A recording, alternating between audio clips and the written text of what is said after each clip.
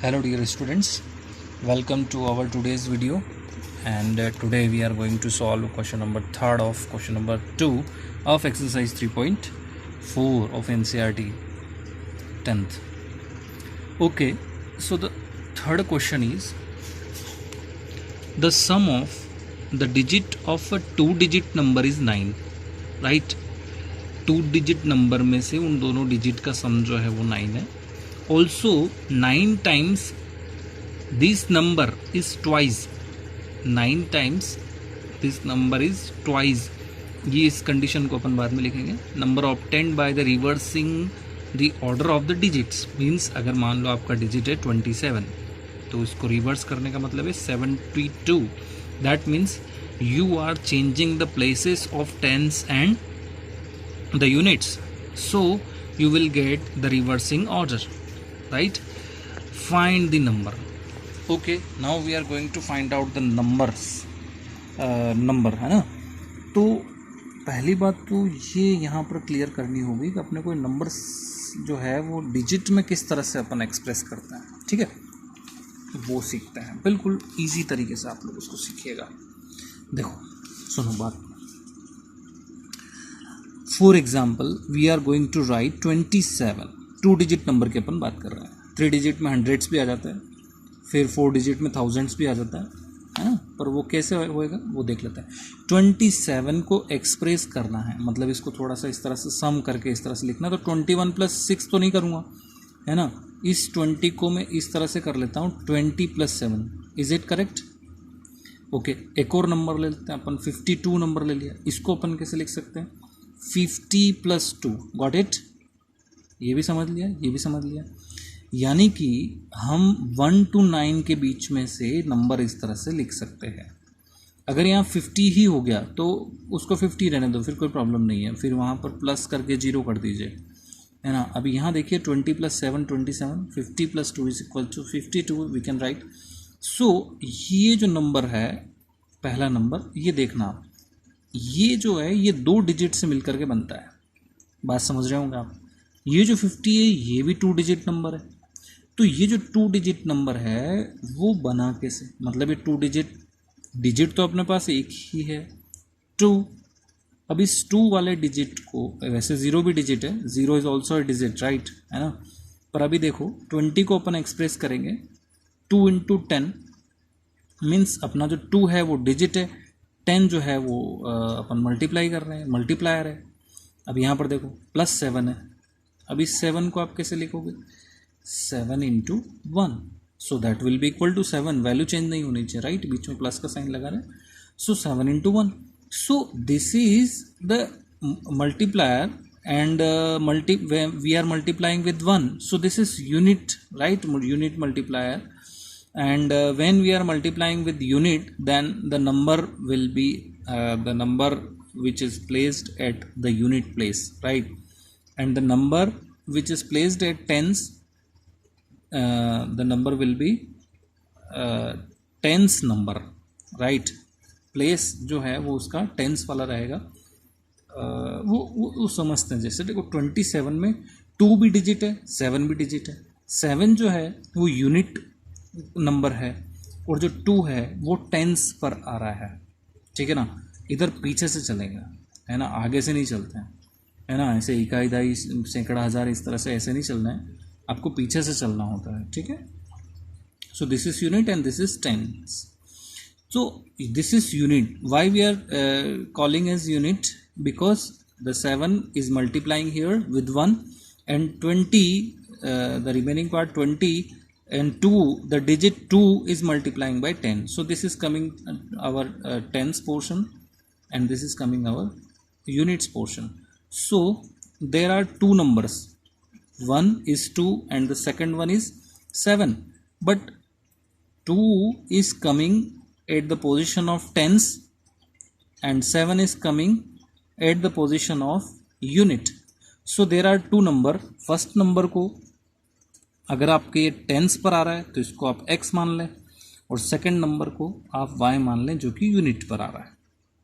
अगर आप ऐसा नहीं करना चाहते हैं तो 27 है, आपके हाथ में बात है. टेंस पर आने वाले नंबर को y और यूनिट्स पर आने वाले नंबर को आप एक्स कंसिडर कर सकते हैं. ये थोड़ा कंफर्टेबल रहता है because we are taking units, right. Whether it is only one digit number, so we can express directly with x. So this is x, this is y. अगर जैसे कि 3 डिजिट नंबर है तो 327 है, तो this is 10, this is unit tens and thousands. So we may write x y and z, है ना. इस तरह से आगे चलते रहते हैं. So this is easy. So 27 में this is units place and this is tens place. Got it.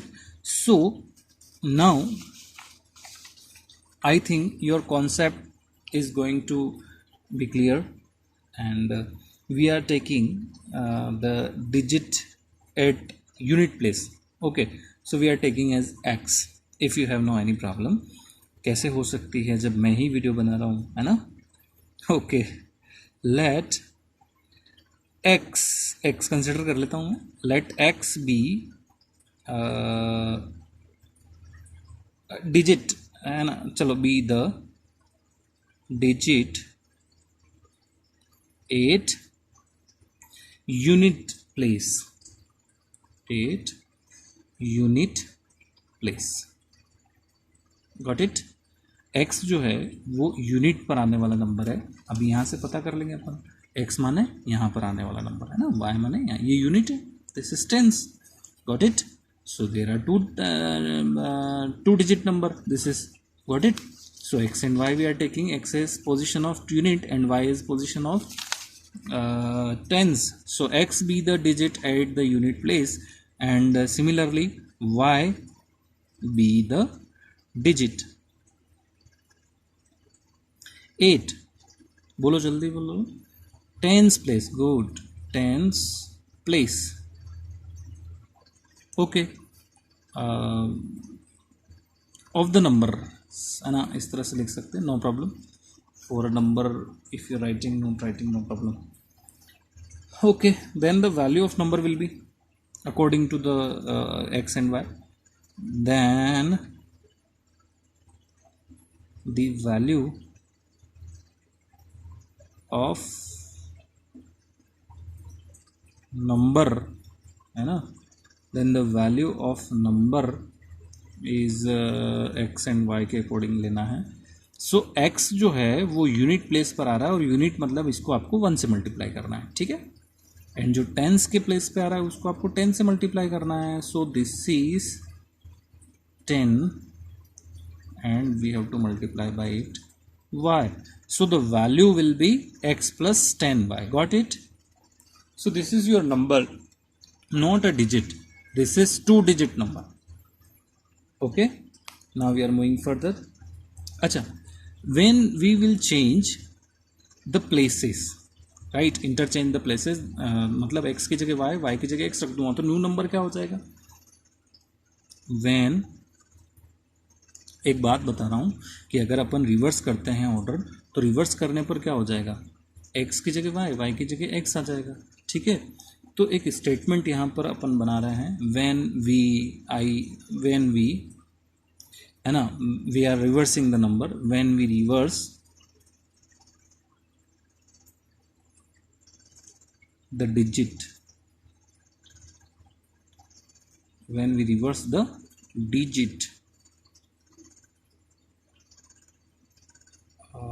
फिर अपन डिजिट को रिवर्स करेंगे. Then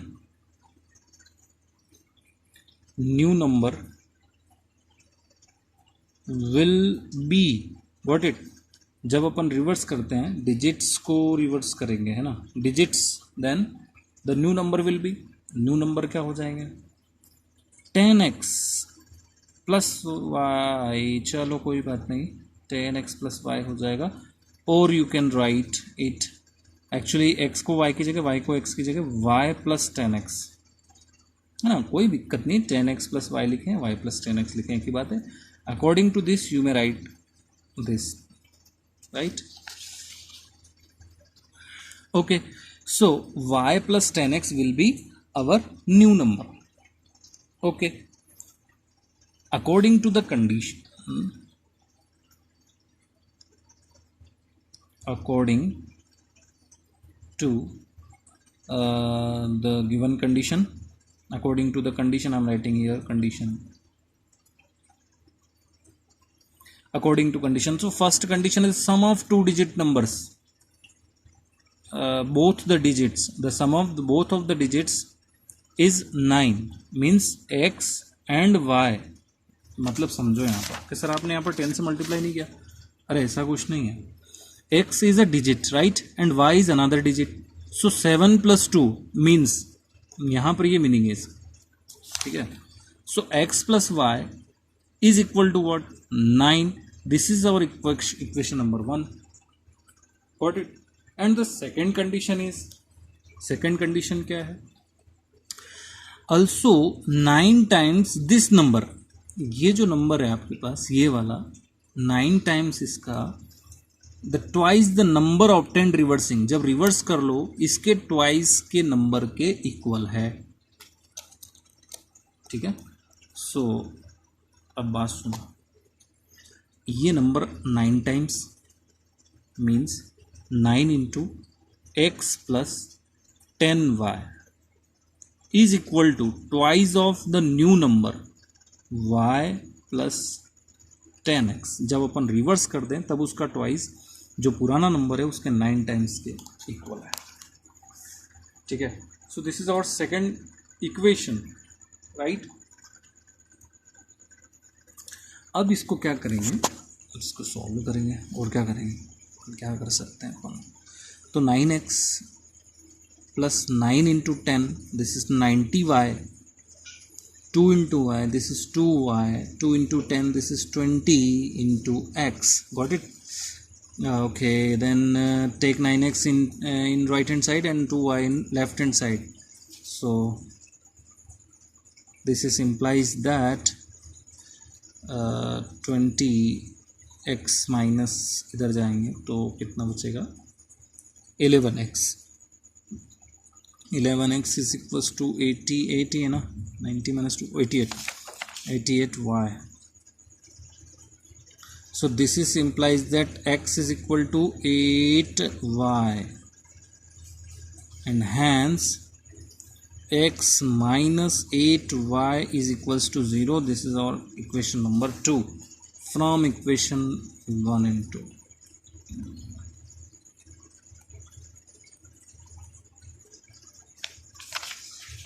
Actually we are subtracting equation number 1 है ना, तो यहाँ पर subtracting 1 from 2. चलो लिख दिया, अब इसमें से इसको माइनस करना पड़ेगा ना, 1 from 2. So x minus x cancel out, minus 8y minus y, minus 8y minus y is equal to 0 minus 9. So finally minus 9y minus 9 is equal to y is equal to 1. Got it? And x plus y की जगह 1 आया था is equal to 9. So this is implies that x is equal to what? 8, right? So the number was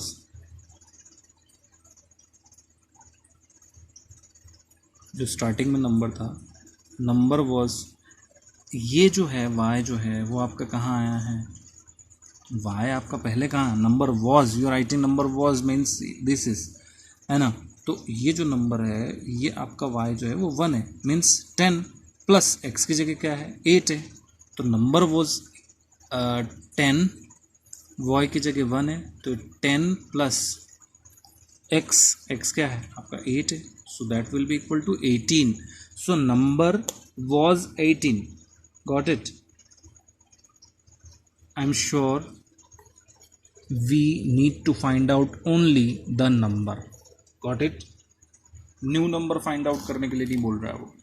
अब इसका reverse करोगे तो 81 हो जाएगा, ठीक है. सॉल्व करके चेक कर सकते हैं. Okay, question number, next question is Meena went to a bank and to withdraw 2000 rupees. She asked the cashier to give her 50 rupees and 100 rupees note only. है ना। उनको सिर्फ 150 रुपीज़ और 100 रुपीज़ के नोट्स ही चाहिए मीना जी को, है ना। 2000 रुपीज़ वो निकलवाने जा रहे हैं, है ना। देखो ये मीना जी जो है वो इनको 50 और 100 के ही चाहिए, बात कुल मिला के वो बिल्कुल एकदम जिद कर रहे हैं। तो कैशियर ने दे दिए 25 नोट्स दिए, कितने total 25 notes in all. Find how many notes of RS 50 rupees and 100 rupees he received. पहली बात, और कंडीशन ले लो, है ना। तो अब सुनो क्या करना है, ये देखो मैं यहाँ पर इसकी हिंट दे देता हूँ। ये क्वेश्चन है, ये डायरेक्ट हिंट मैं आपको दे रहा हूँ। तो पहला जो है वो देखो 50 रुपीज़ के मान लो X नोट है और 100 रुपीज़ के Y नोट है, राइट। तो 50 हम X उसको मान लेते हैं, किसको, लेट X जो है वो 50 रुपीज़ नोट को रिप्रेजेंट करता है, एंड Y जो है वो आपका 100 रुपीज़ के नोट को, है ना, रिप्रेजेंट करता है। सो नंबर ऑफ नोट्स कितने हैं, X प्लस वाई, 100 रुपीज़ और 50 रुपीज़ के नोट्स कितने हैं उसके पास, टोटल 25। और दूसरा उसके पैसे कितने निकलवाए उसने, 2000 रुपये।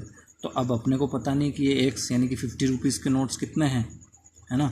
तो ये नंबर ऑफ़ नोट्स है, ये number of notes X and 50 rupees के हैं, तो 15 × X। और इसी तरह से 100 रुपीज़ के भी हैं, कितने हैं पता नहीं, लेकिन उसने 2000 रुपये निकलवा दिए। So this is our equation number 1 and this is our equation number 2 and you can solve it easily, right. कैसे सॉल्व करोगे, 50, 100, 2000 है, पूरी इक्वेशन में 50 से डिवाइड कर दो, यहाँ पर X ही बच जाएगा, गॉट इट। तो ये 50 से डिवाइड करोगे तो 2 हो जाएगा, एंड इसको 50 डिवाइड कर लेना, है ना। अब सुनो क्वेश्चन नंबर 5 क्या है। क्वेश्चन नंबर 5 है, a lending library has fixed charge for the first 3 days and additional charge for the each day thereafter. Saritha paid Rs 27 for a book kept for 7 days, while Susie paid 21 for the book she kept for 5 days. Find out the fixed charge and the charged for extra day. पहले तो fixed 3 days का charge fix है, right. And फिर जो है इन्होंने payment किया 7 days का 27 रुपीज़, तो टोटल जो है वो पेमेंट है 27। तो फर्स्ट X और दूसरा 7 डेज़ मतलब 3 डेज़ का उसमें फ़िक्स चार्ज हो गया, तो बच्चे कितने 4 डेज़ है। तो इसी तरह से अपने को इक्वेशन करना, तो इक्वेशन क्या बन जाएगी बच्चों, है ना। तो पहले तो अपन जो है let the fixed charge, fixed charges X, है ना, B X and additional charges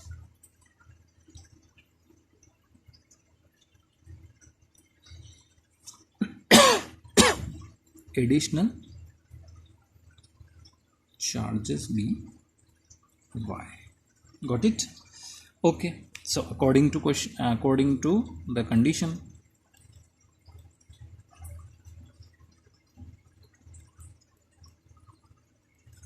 first condition क्या है, फर्स्ट कंडीशन ये है कि उसने 27 रुपये दे दिए, तो पहले दिन का चार्ज फर्स्ट 3 डेज़ का चार्ज X से फिक्स है, और टोटल 27 रुपीज़ है ना उसने दिए हैं, किसने दिए हैं, सुनीता ने दिए हैं, सरिता ने, है ना, सरिता ने 27 रुपीज़ पे किए। तो इसका मतलब ये नहीं कि सुशी के लिए वो अलग से चार्ज लेगा, है ना, सुशी और सरिता के लिए चार्ज तो वही है, पर एक ने 27 रुपये दिए मतलब अलग दिनों के लिए, मतलब वही सुनीता अगर मान लो 5 दिन के लिए लेती तो भी जो है चार्ज उसी तरह से लगता है, क्योंकि लाइब्रेरी है वो, है ना। तो X plus how much 4 days, right, 4 day, क्योंकि 3 डेज़ के लिए तो ये फिक्स हो गया, बच्चे कितने 4 डेज, तो this is 4y, this save 27, this is first equation. And for sushi first charge तो फिक्स है, बच्चे कितने दिन, 5 दिन के लिए लिखे गई वो, जिस 5 दिन में से 3 दिन का फिक्स चार्ज हो गया, तो बच्चे कितने 2 ही दिन तो बचते हैं।